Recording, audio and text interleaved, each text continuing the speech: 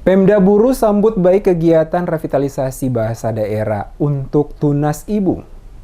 Pemerintah Kabupaten Buru menyambut baik kegiatan revitalisasi bahasa daerah untuk Tunas Ibu yang diselenggarakan oleh Kementerian Pendidikan Kebudayaan Riset dan Teknologi, Badan Pengembangan, dan Pembinaan Bahasa Kantor Bahasa Provinsi Maluku, Senin 4 Juli 2022 di Kabupaten Buru. Penjabat Bupati Buru Jalaluddin Salempesi saat membuka kegiatan tersebut menyampaikan dukungan pemerintah Kabupaten Buru atas kegiatan yang dilaksanakan ini sebagai salah satu upaya mengembalikan budaya bahasa agar dapat terpelihara dengan baik. Saat ini, kata Salempesi, kegiatan ini diharapkan akan dapat mengembalikan beberapa bahasa lokal di Kabupaten Buru yang telah punah untuk difungsikan lagi sebagai salah satu budaya bahasa lokal yang harus tetap dipertahankan sebagai aset kekayaan daerah setempat. Kepada para peserta yang mengikuti kegiatan ini, diharapkan nantinya dapat memberikan sebuah informasi edukasi yang positif, serta memberikan penguatan kapasitas penyelenggaraan tugas pengajaran tentang pentingnya mempertahankan budaya bahasa daerah.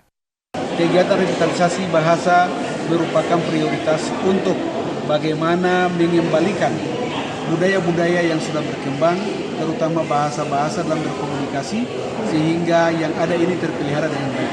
Jangan seperti yang sudah hilang. Dan kemudian pemerintah berkewajiban untuk mendorong program-program yang sejalan ya, seirama dengan itu, sehingga proses-proses revitalisasi dan program-program baik ini bisa berjalan dengan baik. Sementara itu, Kepala Kantor Bahasa Maluku Syahril menjelaskan, salah satu tujuan utama dilaksanakannya kegiatan revitalisasi bahasa daerah untuk Tunas Ibu di Kabupaten Buru, karena Kabupaten Buru termasuk salah satu kabupaten yang beberapa bahasa lokal atau daerahnya telah punah. Peserta yang mengikuti kegiatan ini sebanyak 111, terdiri dari 28 guru SD, 20 guru SMP, dan beberapa komunitas.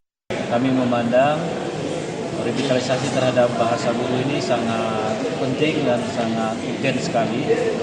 Dan kami juga untuk pelaksanaan itu kami harus melatih guru sebanyak 111, dan 111 ini kami ambil dari 28 SD, 20 SMP, dan ditambah komunitas-komunitas, sehingga kita bisa menghasilkan 111